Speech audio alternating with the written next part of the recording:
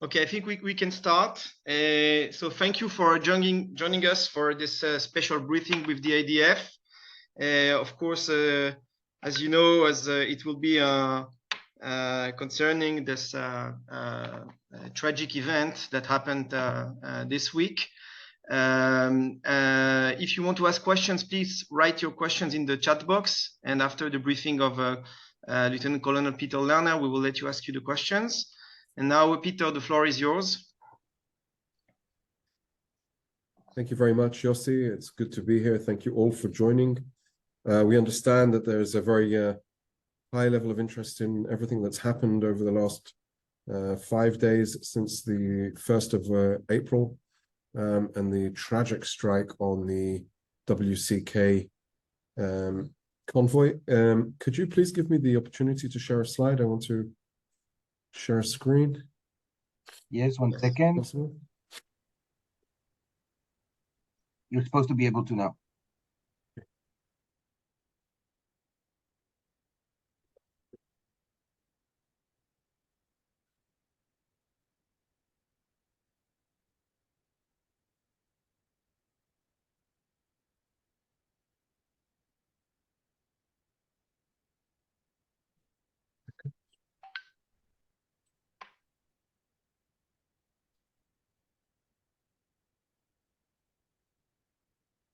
Okay, we can see the screen.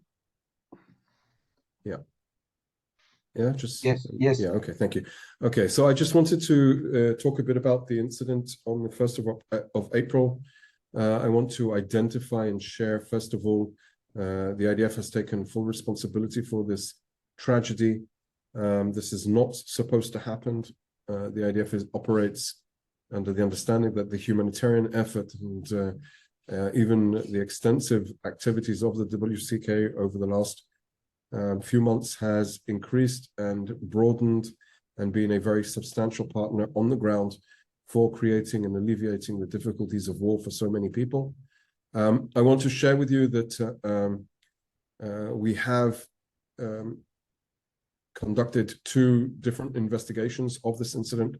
First of all, the professional operational investigation, which takes place within the command level, and in a parallel investigation, which is independent from the chain of command. Former senior IDF officers, Major General Yoav Har-Even, Major General in reserve, together with a team who is privy and understands the prism of warfare. He was nominated by the IDF Chief of Staff almost at the beginning of this war to lead the IDF's fact-finding assessment mechanism that investigates and inquires about unique specific cases that are that there is potential IDF misconduct.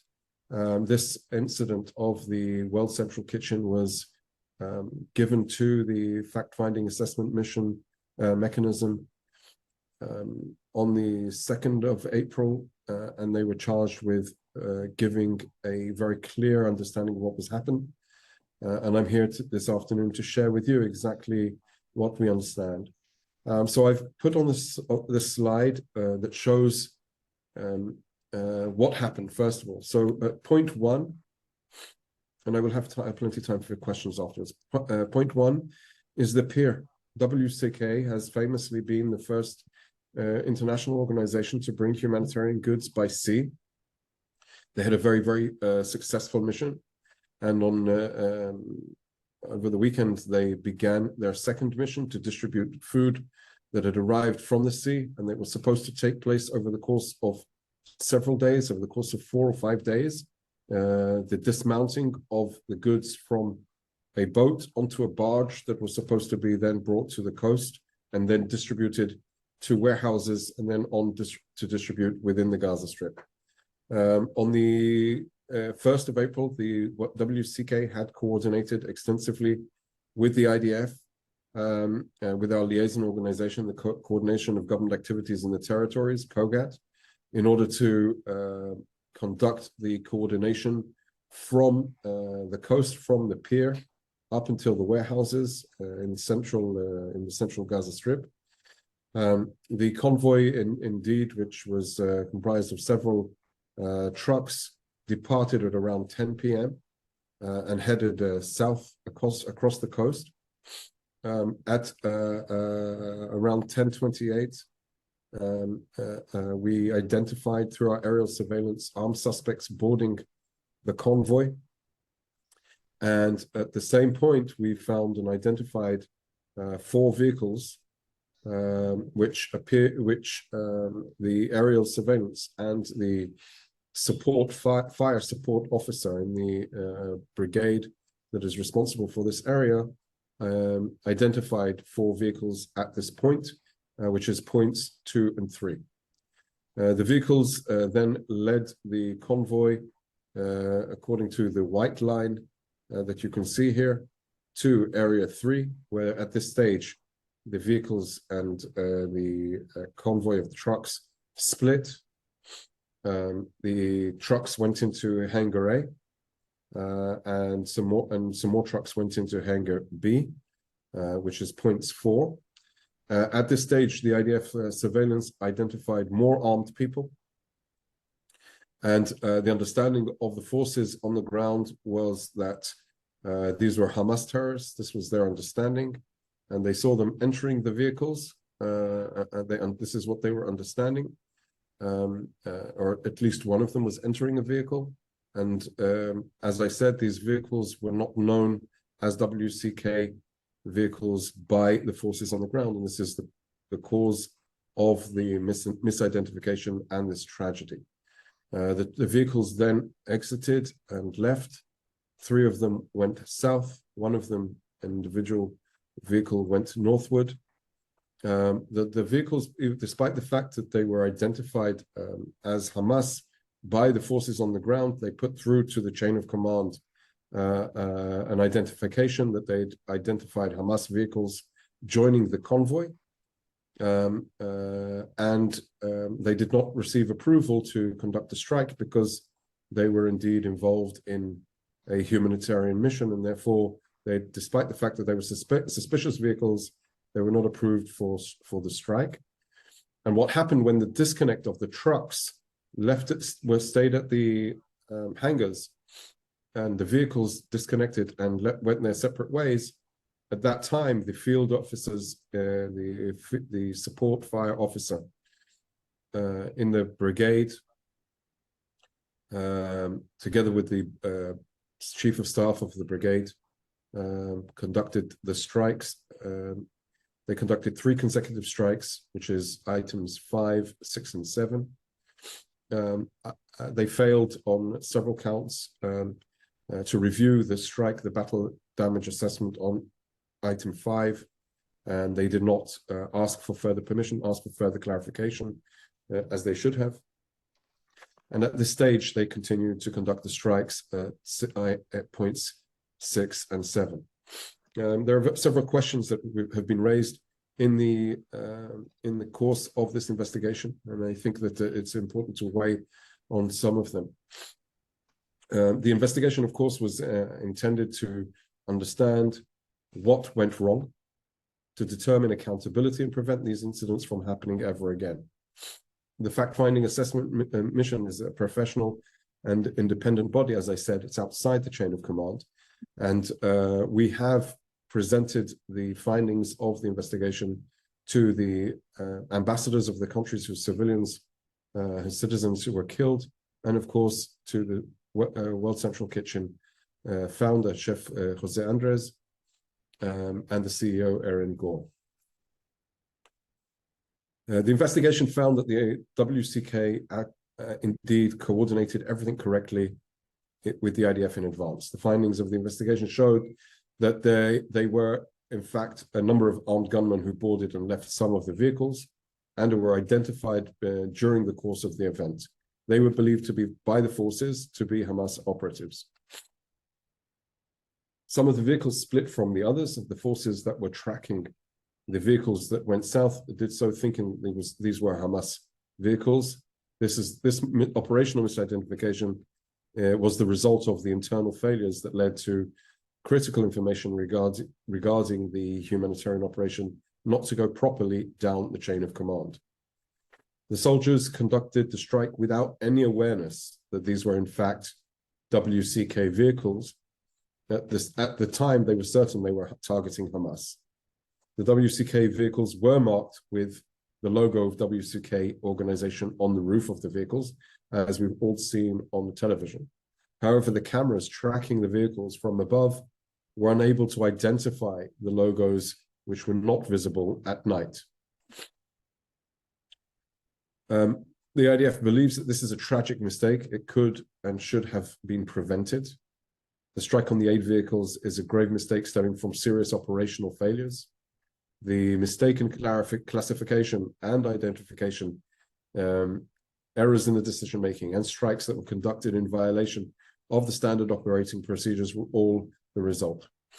The IDF has transferred the findings of the fact-finding assessment mechanism to the military advocate general in order to determine whether a criminal investigation needs to be opened.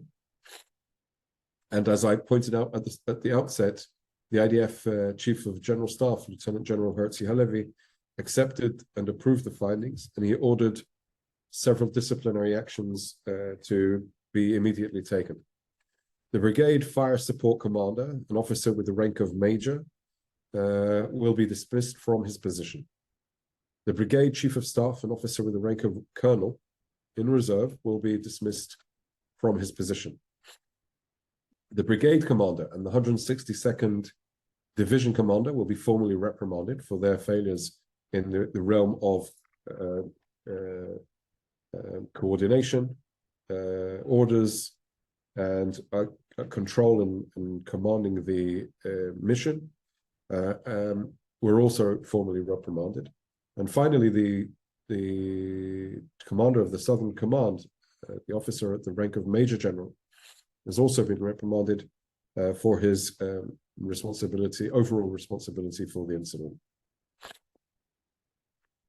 We are currently in the process of learning and implementing lessons learned. We'll be distributing them within the IDF in order to prevent this unfortunate incident from reoccurring.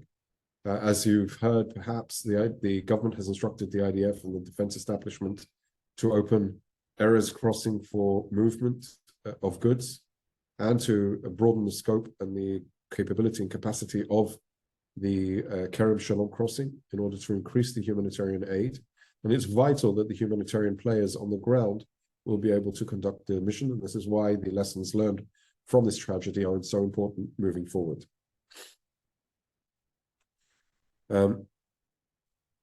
As I said, the IDF takes full responsibility for this regrettable loss of life.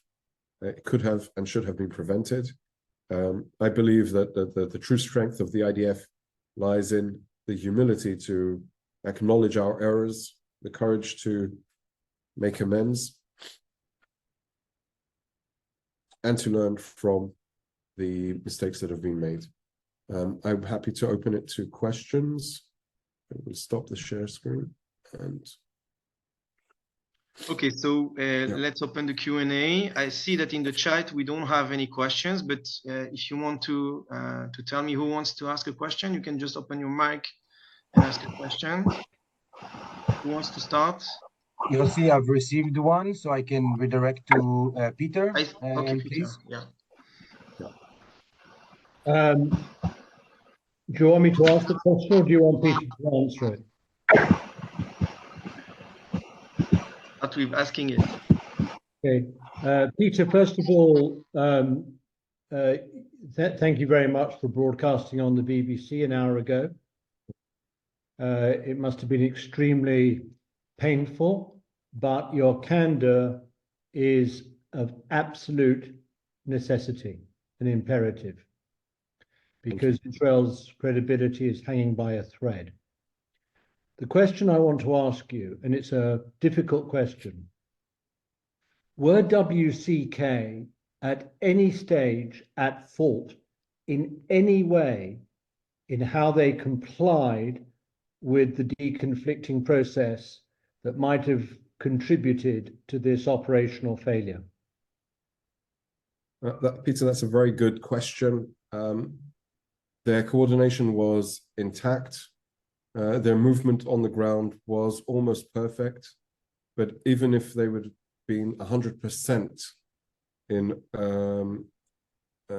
line with their movement because they weren't 100%, it wouldn't have changed the understanding of what happened on the field, because the officers at the end of the chain, the fire support officer, the major, and his commander, the chief of staff of the brigade, didn't know to expect the WCK vehicles. So it wouldn't have mattered if they'd gone exactly according to plan or slightly to plan, and that's why we've not made an issue of it, because it wasn't a component in the capacity of the decision-making process. The decision-making process that was flawed. The fire was against our standard operating procedures in cases like this, and that is the situation. That is a very wise judgment on your part. If there was no fault on their part that contributed to the failure on your part, then you shouldn't even refer to it. Secondly, if I may, the people who were armed, the people who joined the vehicles, I don't quite understand how that happened and who they were and how you identified their arms. Could you expand on that? So aerial surveillance that we have identified armed people around the trucks. The officers on the ground identified them and thought that they were Hamas. We don't know how the people of WCK approached them or speaking to them. I can imagine that all they wanted to do was get their job done and be out of there, and be out of the gunman's way. In one case we did see a truck that was that gunman got on top of the truck and actually fired from on top of that truck, and so it was a basic accumulation of incriminating actions that gave the confidence of the officers that this is Hamas. There's something wrong with it. They're trying to commandeer the vehicles that were seen. Were like the Toyota pickups that we saw on the 7th of October. So there were too many things that added up. And it was just one of those cases that 1 and +1 didn't make up 3 in the case. And the processes that were supposed to curb that automatic action did not kick in to action. What has WCK then said about these armed individuals? I've not heard any comments of them by that on that issue, and I'm not aware that they've commented it to us. Maybe that's something I can check into. So Peter, to be clear, the World Central Kitchen people themselves don't have armed security. None of them would be carrying weapons of any sort. Not that I'm aware of, no. I just wanted to echo something Peter just said. I think it's extremely wise of you not to be pointing the finger in any way at them. And I'd also like to endorse what he said about the interviews that have been given by Israeli officials, including you just an hour or so ago on UK television. I think they've been very impressive and well judged. Thank you. We have a question by Agatha, the Polish ambassador to Israel. Agatha, you want to ask your question?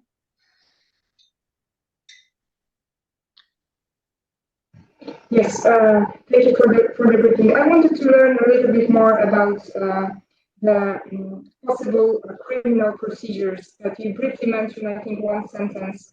What are the standards here, and whether anything has been already initiated, and what is possible seeing the rules, the regulation within the IDF?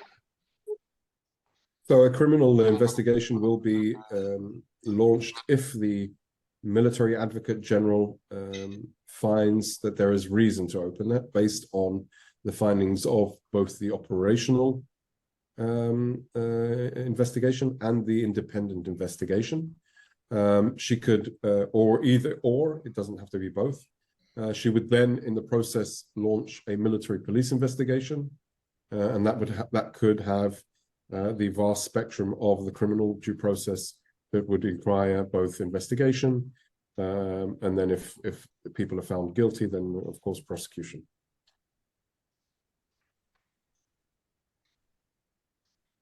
Okay, next question is by. But I would add on that, yeah. though, that I think we're not there yet. We're in a very long process. We're in the midst of a war. There's lots of activity that is ongoing. If there is the military advocate general will look into this case and can contemplate if there is any reason to open a military police investigation. And I would add that if that does happen, then of course we will make an announcement and make it transparent to the public. The next question is by Scolariro. Scolariro, do you want to ask your question? Yeah, sorry. I didn't understand exactly, sorry, at what point the communication broke down about the convoys plan. That's the communication itself was conveyed, the details of and the coordination of the movement and the route that they were supposed to take place was in place before it actually commenced. In the beginning of when the 4 vehicles, sorry, were identified at the meeting point, at that stage, the IDF, through our liaison office of COGAT, tried to make a communication with the WCK people in Gaza. After not succeeding to reach them, they reached out to their headquarters, the security official in their headquarters, and he tried to reach them. And so basically there was no communication with WCK on the ground. Looking forward, these are things that we'll have to try and improve for the ongoing military humanitarian effort. Thank you. I hope that was. We have another question by John. I see you raise your hand. Oh, Please yeah. go ahead. Thank you. Thank you for your time today, Colonel Lerner. That segues into my question, which is on the immediate consequences of how you operate in the region. Clearly, this is having sent a seismic shock through your allies, and you are doing all of this outreach and explanation, which is helpful and appreciated. But what can you say in this immediate aftermath about how you are tightening up to ensure that this doesn't happen again? So obviously there are lessons that need to be learned first about how to identify vehicles from the sky in night conditions. Basic things, how to communicate in this situation. The IDF has announced the establishing, opening, and reinforcing communications headquarters in the Southern Command headquarters, a joint operations room. We will be tightening up our communication capabilities with the international humanitarian organizations as well. There's lots that need to be done, and there's lots that needs to be delivered, and therefore, if we're going to implement the government's directive increasing the amount of humanitarian aid going into Gaza, then this is going to need an increase in the capabilities of communication and a very clear understanding of who's going where, when, and the situation. I think it's very important to point out that since the beginning of this war, over 6,000 coordinations of humanitarian activities have been conducted across the scope, across the Gaza Strip. So it is something we've been doing, but unfortunately, when such a failure happens, everything is stopped, and we need to review ourselves and learn from that mistake and move forward. So we have another question by Veronica, the Czech ambassador. Please, Mrs. Ambassador. Yes, thank you very much. And I basically think that my question was just answered. I wanted to ask what additional measures of coordination you will take for the operation of WCK to resume eventually, and also with other humanitarian organizations. Thank you. So thank you, Ambassador. We saw the announcement of WCK welcoming our investigation and saying that it was a first step. They have not yet announced that they will resume their operations on the ground. They have demanded that a broader flow of goods comes in. I'm hopeful and that they will resume their activities, and we will do everything we can to make sure that it happens and that their employees, their workers, their volunteers are safe. Okay, we will take a last question by David Brennan from Newsweek. Please, David.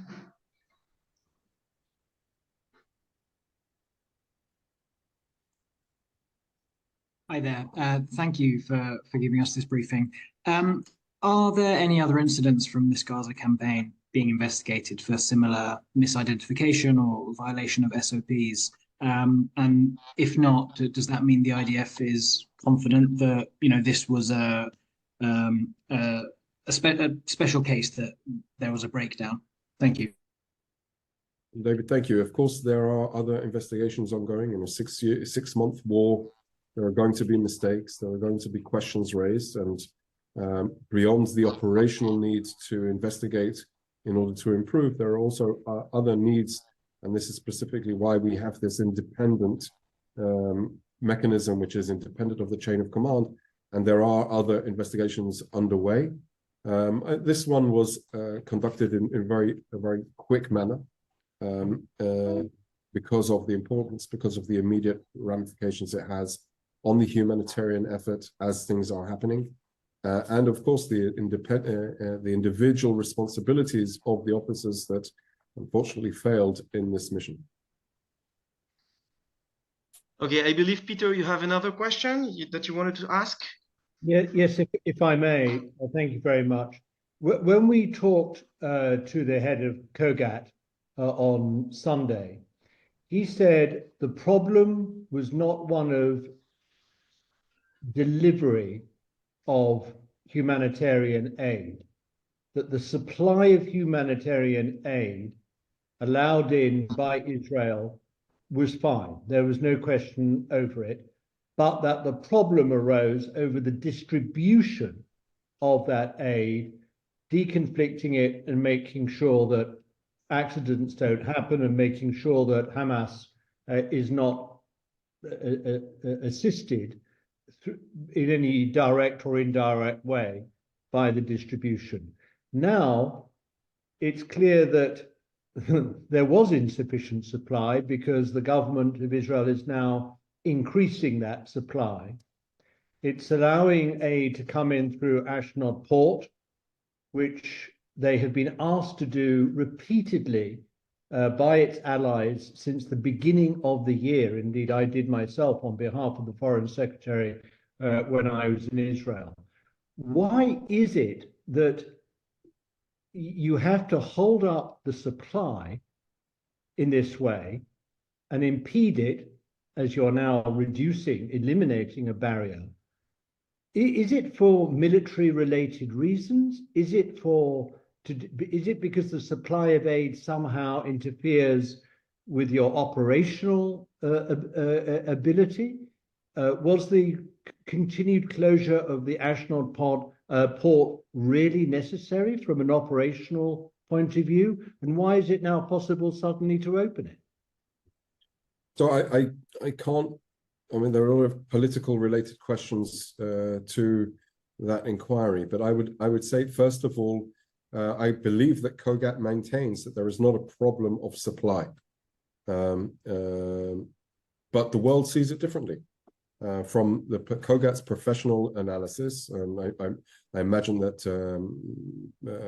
Major General Hassan Alian, I think if that's who you met, was very clear on the amounts of food supplies that are going in, and that we are probably supplying 100% more than the Palestinian side, the UN organizations, the NGOs, are able to distribute every single day. So there's a supply chain problem.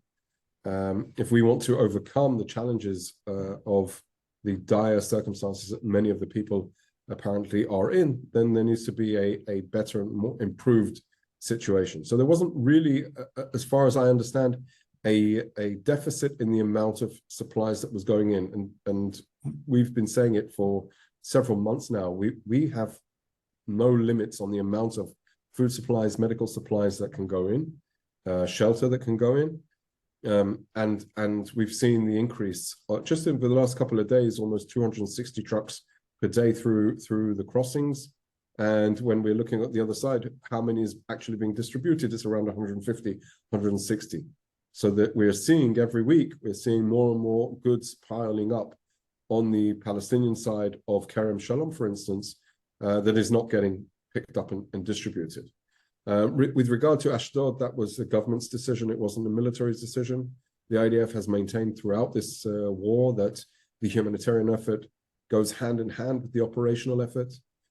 In a country or in an area such as the Gaza Strip with 2.2 million people that aren't going anywhere, their needs need to be met. And therefore, if we want to be successful in eradicating Hamas, if we want to be successful in taking away and making sure that they don't have the powers of government ever again, we need to separate them and make sure that the supplies are reaching those that are in dire need. We've seen what Hamas does with the powers of government, with the tunnel system, with the rockets, with the attack on the 7th of October, and that's why they need to go. We maintain that the humanitarian effort is part and parcel of our operational effort, and therefore it is both the right thing to do, but also instrumental in achieving our ultimate goal. So Ashdod was a political decision, not an operational one, which suggests that the government might be better off if it listened more to the IDF. Yeah, I will... You can pass on that one. I mean, the point is that that series of allegations around foodstuffs and famine has become the most toxic part of the propaganda war. So if it was a political decision, it's a pretty stupid one, frankly. Yeah. I'm in reserve duty, so I can't really comment on politics. When I finish my reserve duty, I might write a book about it. Yeah, why don't you, Peter? Peter, do we have time for our last question? Yeah, I have another 5 minutes. Okay, so we can take the question of Paul Anticcioni. Paul, do you want to ask your question? Yeah, thanks. Thanks, Colonel Lerner, for your frankness in a very difficult circumstance. And as we approach a 6-month horrible anniversary, thoughts with hostages, let's pray for their release. But very conscious that Israel's credibility does, teeter, and the humanitarian situation perceived by the world is an inexplicable part of that. You talk about increased crossings and a commitment, government of Israel's commitment to flood Gaza with aid. I mean, maybe there is a discrepancy between the reality and what's being reported, but I think highlighting increased quantities of goods, food, medical supplies that are going in and being distributed might help in the current context, particularly convincing international NGOs, trusted international NGOs, that it's safe to do so. And I think, the World Central Kitchen tragedy, while highlighting the awfulness of the mistake, at a time when there is clearly the reality of increased vulnerability in Gaza, desire to put more goods in, but an increasingly unsafe environment to do that. How does the Israeli government, how does the IDF build the confidence of international NGOs that they have the opportunity now to do more rather than to do less? So obviously we need to speak about those trusted NGOs. We don't want people that are working with Hamas or enabling, empowering Hamas. And I think that there are good players on the ground that can actually do more, like the World Food Programme and other NGOs. And I'm hopeful that the WCK will indeed resume its actions. I think that when we look forward to, if we want to achieve our goals, we understand that the international humanitarian organizations are part of that. And I've spoken many times in the world media saying that the international humanitarian organizations, they need to be part of the solution and not part of the problem. And sometimes they step away from, because of the nature, the fact that they very rarely point out Hamas specifically gives Hamas a free pass.